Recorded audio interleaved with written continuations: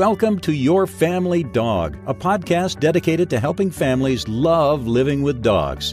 Here are your hosts, Julie Fudge Smith and Colleen Pilar.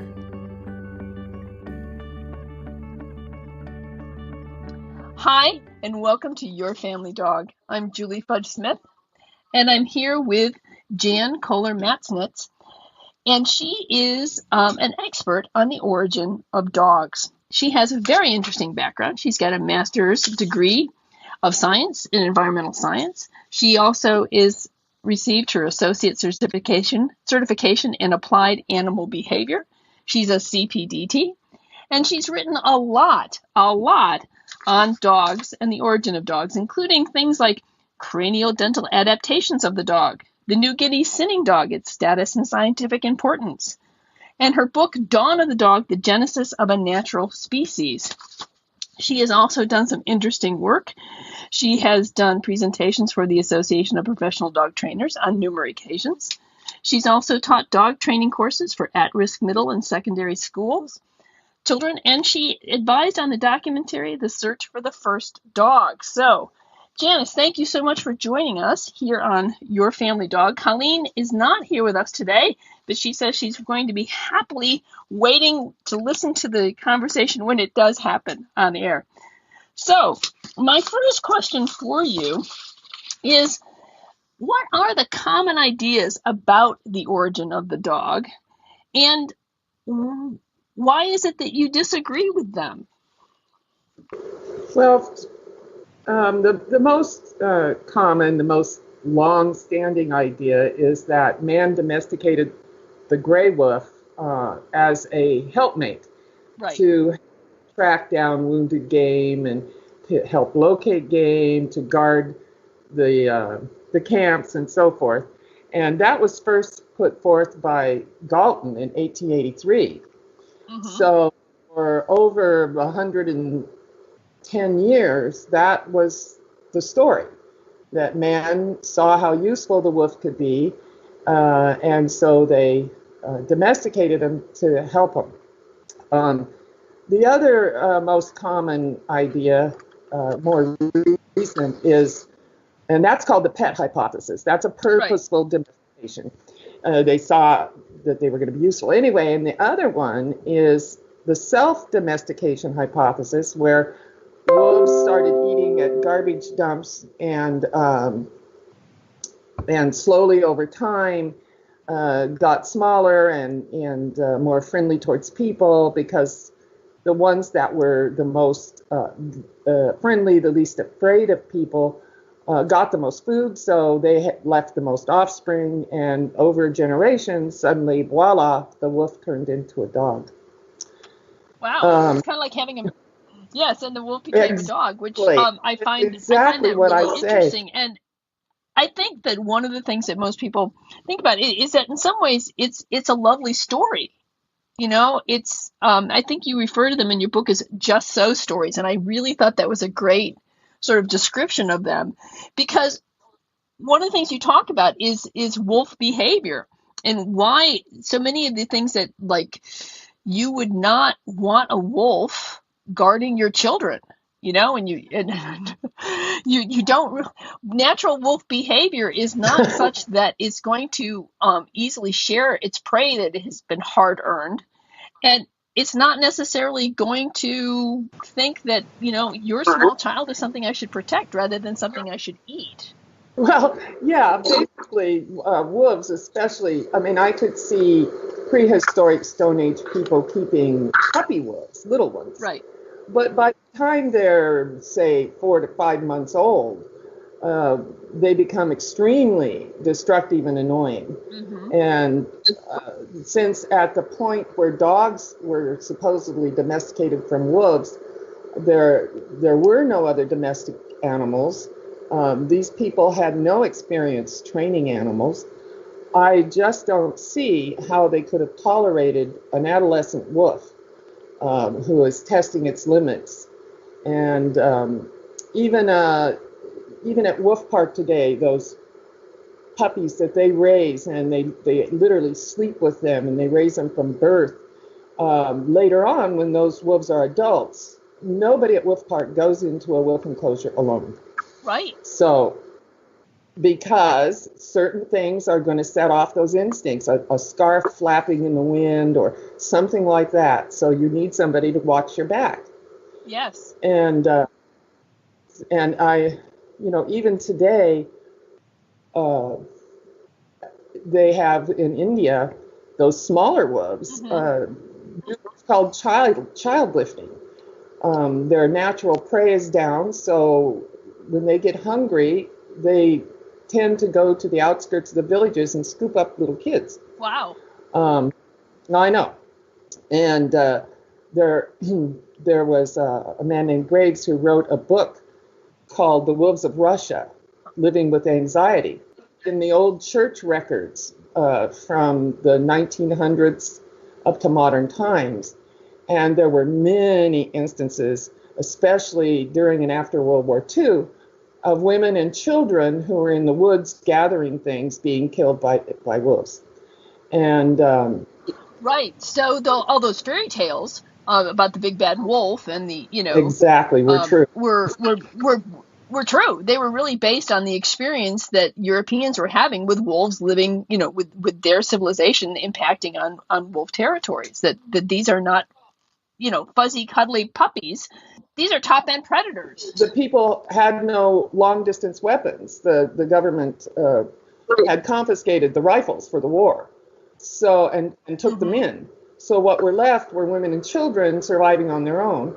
And a wolf is an opportunist, and they know people are not dangerous without a weapon, because if they're going to take on a moose or an elk, a human is no problem at all.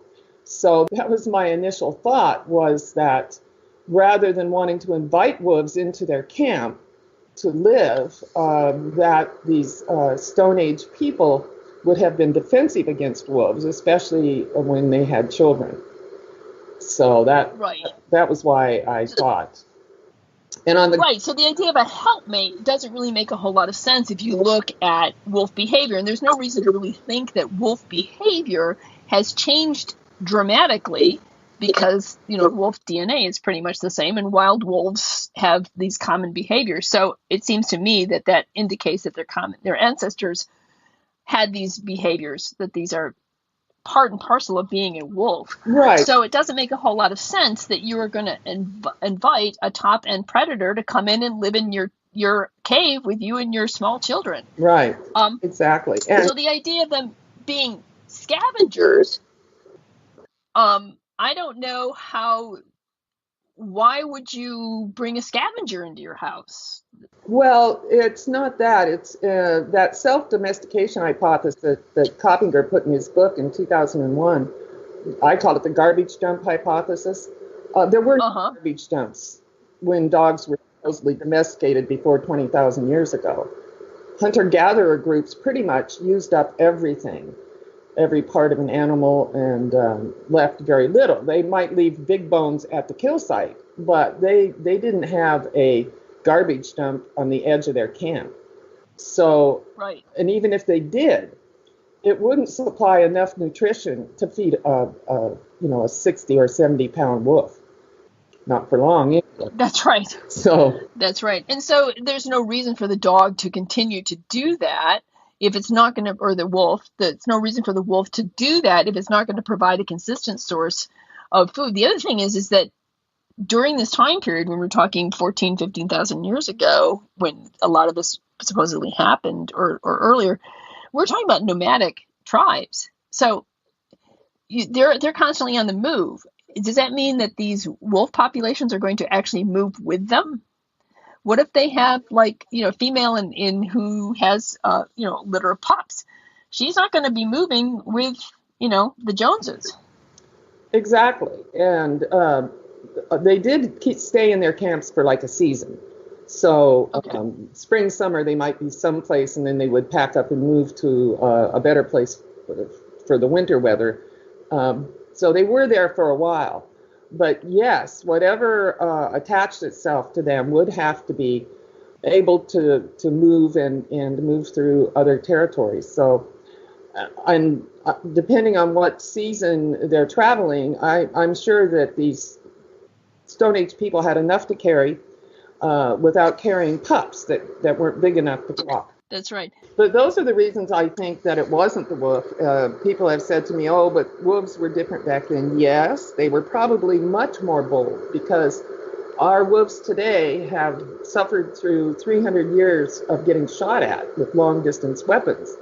So every generation, right, the most shy and intelligent wolves are the ones that survive, the ones that learn to stay out of people's way. When you remove that, as in India or in Russia during the war, when there were no weapons, the wolves get very bold even today. So before they had been selected for being shyer, especially here in North America, I as a behaviorist, would say they probably were much more bold. Yes. The people only had short distance weapons. I mean, maybe they had slingshots, clubs, axes, that kind of thing. So you had to get up close and personal. Yes, which, and if something with that long of teeth, I'm not sure how up close and personal I'm going to want to get. I think that people also think too, well, but hang on a second here. They're very closely related genetically, wolves and dogs. And in some instances, they can breed and produce a viable offspring. So doesn't that prove they're the same species? And I think that the whole idea of speciation is evolving. No pun intended there. But just because they have a very close tie genetically doesn't necessarily mean that the dog descended from the gray wolf. What it probably means is they have a fairly recent common ancestor. Would you agree with that? I agree with that completely. That's always been once 25 years ago, the light bulb went on in my head, and I said to myself, it couldn't have been the wolf that we know today. That's when I started thinking about, well, if not that, then what? And I finally, after 25 years of looking into the questions and measuring skulls and doing everything, I decided that's because the dog was already a dog when it met people. And yeah. And so I think there's mitochondrial DNA that indicates that the split might have been a whole lot earlier than we originally thought as well. The genetic dating that they're doing for dogs, because the dog wolf split, because they are using an unrealistic time for generation turnover. This time from one generation to the next is part of what goes into their formula. And they're using 2 years. But the canid specialist group of the International Union for the Conservation of Nature, when they're trying to determine if a canid species is going extinct or needs protection, they use 5 to 7 years. So that makes a big difference when you're talking about generation after generation after generation. Exactly, because the canid has to grow up. Sometimes they stay with the family for, even the little ones, like coyotes, will stay for a year or two before they go off to find their own place, and then they have to secure a territory, find a mate, and then produce the next generation. So I think even they're using 2 years because they're thinking wolves are reproductive at 2, but they usually don't reproduce until they're much older. And think of poor OR7, who wandered around here in Southern Oregon, Northern California for 3 years before he found a mate. So I think if they put in a realistic generation length into their formula, it would push this date way back, because I really think that the dog and wolf ancestors split way back in the Pleistocene. Yeah, I tend to think so too. One is archaeological evidence is really interesting to me. And from my understanding of archaeological evidence, some of the very first archaeological evidence of dogs being associated with people goes back about 15,000 years in southern China, when they first, sort of the first dog. And then after that, it begins to occur more regularly up in, I think in Norway and Finland. There's some archaeological digs at about 12 to 14,000 years. And at that point, now I know that in the southern China one, there are some striations on the bones that indicate the dogs might have been used as a food source. Oh, sure. Most of them were. Right. But later ones show that these dogs received a place of honor. They're buried with their owners, or they're buried with toys, or, their bones are not in the heaps with the other bones. So in order to develop, I think, that kind of unique relationship, that human-canine relationship, I think they have to have been domesticated for a fairly long time, because you don't see that same kind of ritualistic burying of chickens or, anything else. And so I kind of think that if we're starting to see real ritualistic burying as early as 15,000 years ago, how long was the dog with people to, bring that kind of relationship? And if indeed their ancestors a lot earlier, maybe dogs came out of Africa with people as dogs, as early dogs. I don't think it was Africa, because there were no wolves per se in most of Africa. Yeah, no, I think it was probably Southeast Asia. And and the reason is because there were no wolves there either, but there were other canids. And the problem with archaeological evidence, of course, is it's incomplete. And in the early days, even in paleontological digs, they just cataloged canid bones and threw them away. So there was no real identification of the species of canid that was found, say, 30, 40,000 years ago, and misidentified as a small wolf instead of a dog. We don't know. The original dog may be laying in a museum drawer somewhere. That's right. That's right. Well, coming out of Southeast Asia, then that brings up the idea of like the Australian dingo or the New Guinea sinning dogs or some of those other dogs that are not domesticated.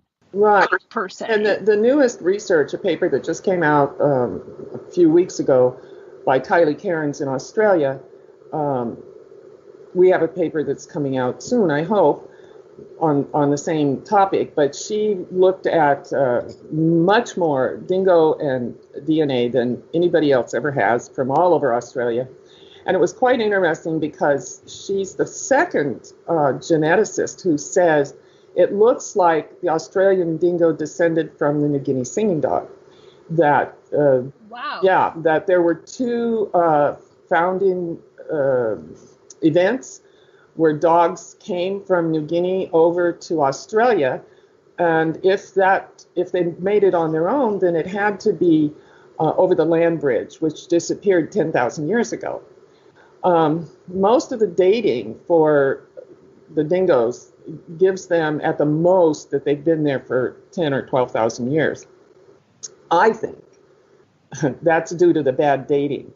And I think that the dogs came into that area with the original people of New Guinea about 50 to 60,000 years ago. And the people of Australia are descended from the people of New Guinea. So it makes sense that this would happen. And and I think then that the two dingoes, anywhere else in the world where dogs break their ties with people, their emotional ties, their bond, they become feral, but they're scavengers. They still live off of people. They live off of their garbage and their feces and whatever. Whereas they don't become predators. But the two dingoes are genuine wild predators that survive without any contact with humans as predators. And so I really think they're as close as we're going to get to what the dog ancestor was like. And it's and they have a different, I think the original dog evolved to be a hunt single or in pairs, not a pack, like the wolves evolved to hunt in a pack because they hunt big game that takes more than one wolf. So they're what they call obligate pack animals. But I almost said people. They're people to me. And yeah, me too. Yeah, me too. Especially the singers. The singers I've had, they were definitely people in fursuits. But anyhow, I think the dog, all the research, which isn't very much, has been done on feral dogs, but in Italy, and mostly in Italy, and some in India. And they don't live as pack animals. They have groups that they associate with, and they come together and they split up. But they're not hunting big game, so they don't need to be cooperative. And what they found is they develop bonds amongst each other. And unlike in a wolf society, you have to pretty much leave or fight to become a breeder. In dog society, all you have to do is be nice. And the leader is the one that the most dogs look to, that they trust.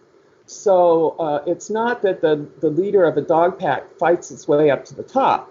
No, it's that the others recognize it as smart and a good leader, and they choose to follow it and be near it. And in the singing dogs, the dingoes' actual wild behavior, social behavior, has never been studied. I was so shocked when I found that out. They study what they eat, they study where they go, they study how to kill them. Right, but they don't study the dogs themselves and how they exist in nature. Yeah, I mean long-term behavioral observations on social behavior where somebody goes out and camps out, and the female dingo has pups, and they watch them grow up, and they see how they interact and that kind of thing. That's never been done. And of course, for singers, all we know is from the captive population. But what I had them for 20 years and bred quite a few of them. And what I found is that they probably couldn't be pack animals, because when the next breeding season is coming, the same-sex parent pushes out, they start harassing their offspring. So the sire will start harassing his now 9 or 10-month-old male offspring, to the point where we have to remove them from the pen because they leave them alone. And I tried to leave one for a little bit longer, and during estrus season, when the females were in season, even though they were separated from him by a board fence, he attacked his son. So I'm thinking in the wild, their natural is to live in pairs and defend the territory, and there's only enough food for them to raise the next litter, so they have to push the other litter out, adolescents out. And with dingoes, Australian dingoes, they do have what they call mobs, their association, but they say that they have a hierarchy, but that's only in captivity. Nobody's ever watched them in the wild, so we don't know. They could be like the feral dogs and just go along to get along, and as long as you're not in my way or taking food out of my mouth, maybe they get along just fine without a hierarchy. I don't know, because it's amazing that nobody studied it. And only one person has ever studied Aboriginal dogs, and that was Sunil Pal in India. And for 20 years, he's gone out with a pair of binoculars and a bicycle and observed the dogs in this same village over many generations. And he actually has done quite good science and published in top journals, and now he has a book out on it. And he very little aggression, growling, threatening, but very little fighting, even during estrus season when there were many males waiting around a female, and she would pick. It was female pick. And what was interesting about his study is he's the first one to show that male dogs do give parental care if given the opportunity. This has always been, that's interesting. Yeah, right. They regurgitate for the pups, they play with the pups, they lick the pups, and I mean, they could leave, but they stay and do this. And the singing dog in captivity, the singing dog males, if allowed to live in a large enough enclosure with the female, does exactly the same thing. regurgitate for the pups, and they protect them. At the Conservator Center, where we did this experiment and left them together, when the pups were mobile and running around, like 5-6 weeks old, if a spectator would come up to the fence, the male would run over and just get between the fence and the puppy, so that he was keeping the puppy's back away from the fence. That's really interesting. My question is, do wolves do that too? The male wolves, do they regurgitate for pups? Do they do that kind of protection? Yeah, on the wild canids that still have all their hormones and stuff intact, the oxytocin goes way up when there's pups available, and pretty much any wolf will regurgitate for a puppy if the puppy runs up and solicits. Yeah, because their hormones are triggering it. So even though they may not want to, it's like a compulsion. Well, that's good. It's good for the baby wolves anyway. So exactly. One of the questions is and even if you were the uncle or the aunt to this particular wolf, to pup, it still makes a certain amount of sense for you to invest in it growing up, because if you haven't had the chance to reproduce, at least 25% of your genes maybe are invested in this infant, and so it's worth it for you to protect it, because that's one of the ways in which you're going to get your genes into the next generation, especially if you're not breeding yet. Yep, that's exactly Yeah, so it makes sense. Families make sense. Family units make sense. And the fact that dogs live in family units makes a whole lot of sense, because that's your best insurance for getting your genes to move along.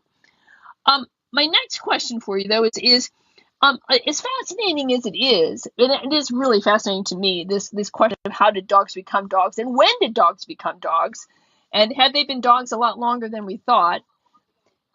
And I think there's a whole lot of sort of physical evidence to that as well. How does this change the way we think of dogs? And does it matter? Does it matter to how we interact with dogs? Does it matter how we view dogs if we know what the origin of the dog is? I think definitely it does, especially today when so many people have believed that the dog is a wolf, not just descended, but the dog is a wolf. You see it on the dog food commercials, and that in wolf society, the leader has to dominate, physically, emotionally dominate, in order to be respected. And like I said, in dog society, they don't have to do that. Even in wolf society, they don't do that. David Nietzsche is so upset that people took what he said and turned it around to cause them to do alpha roles with their dogs, to be dominant over their dog. And all it takes is being a calm, good leader, and the dog will follow you. So I think getting away from the idea that the dog is a wolf that needs to be dominated is very important for the dog-human relationship.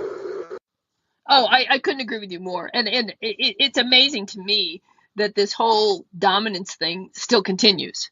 That even though it's been pretty well debunked, and the idea that you really can't be dominant cross species, and that it really doesn't work, and that it's just amazing to me that it still persists. So I agree that I think if people understand that dogs are unique natural species in and of themselves, then we need to work with them as that unique individual species and not as some sort of wolf derivative, which they're not, even though they may be closely generated or closely connected. So my question, I got to thinking about this, and we do know that genetically wolves and dogs are very, very close. So the question is always, so the assumption always seems to have been, if they're that close genetically, then the dog must have descended from the wolf. But why would you say that? If they're that close genetically, why couldn't it be flipped around, that the wolf descended from the dog? Well, exactly. And look at how much DNA humans and bonobos share. Right. Are we saying we descended from bonobos? No, I don't think so. It's a common ancestor, and that was a lot longer ago than the common ancestor of the dog and wolf. So,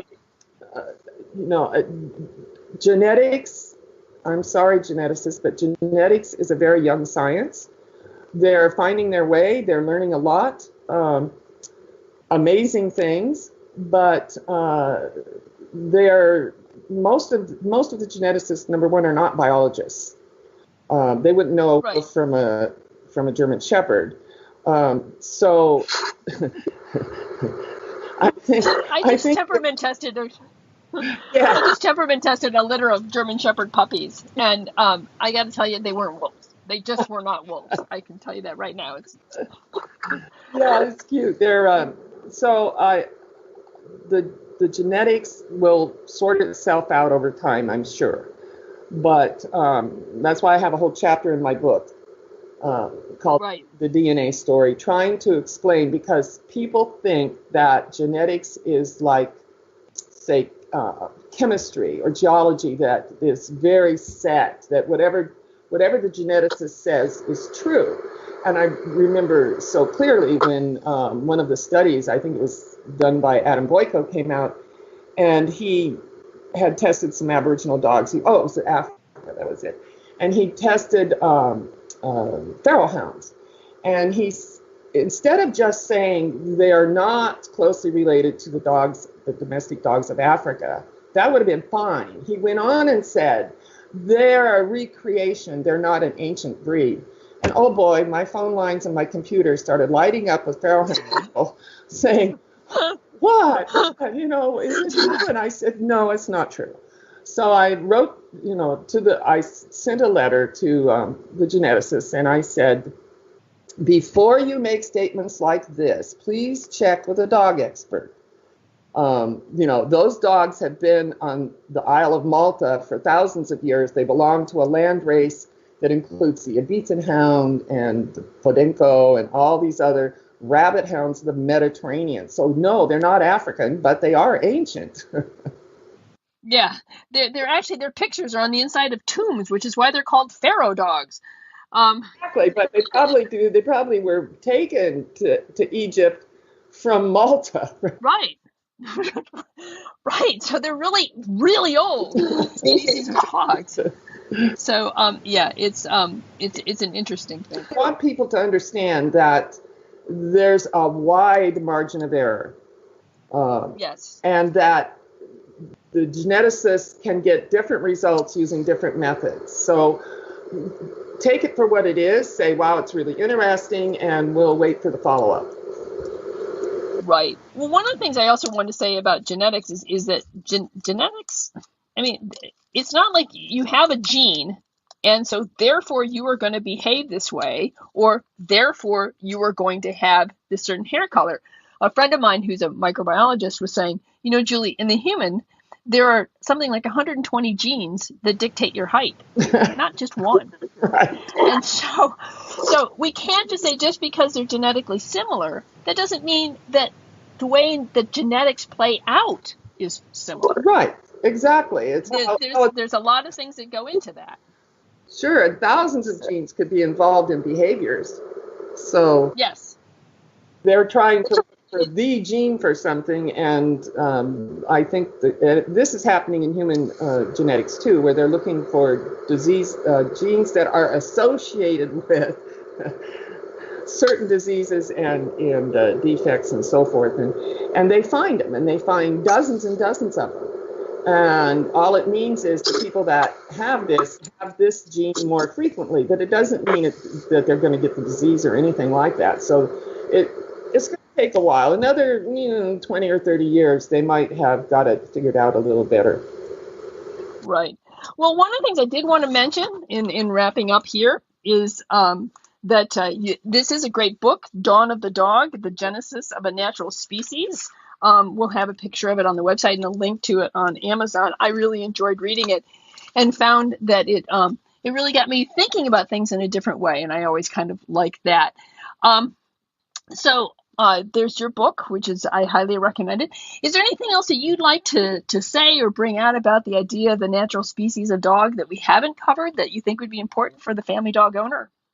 I think that the behavioral part is very important, and I also think the idea that the original dog was a small game predator scavenger is important, because when they say, dogs need all this meat because they're a wolf. Well, no. And most of the dogs today have genes that allow them to digest some grain. So I think the people that get really radical over it, all they're doing is making the dog food companies really rich. So,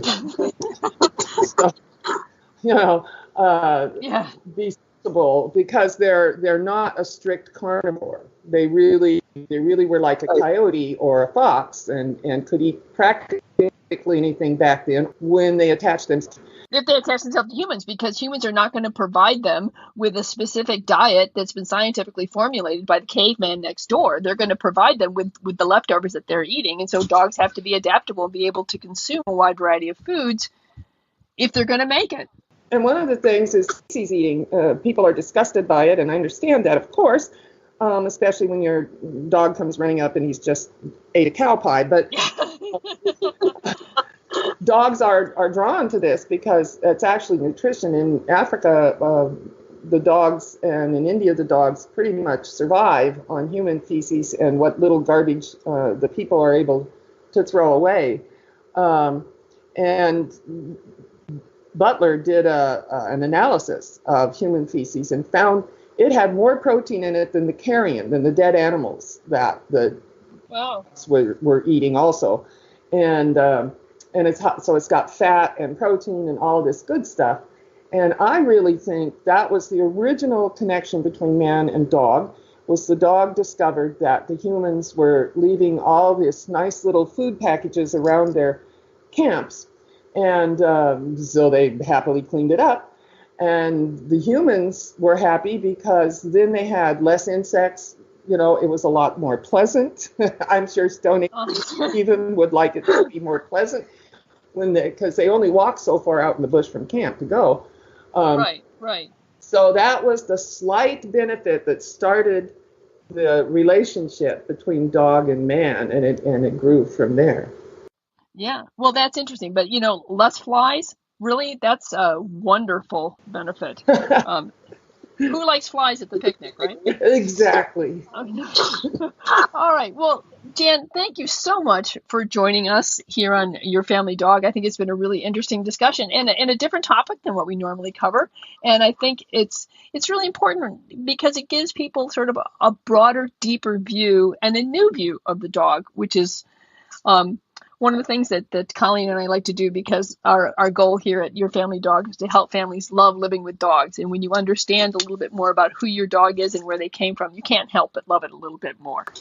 So that's right.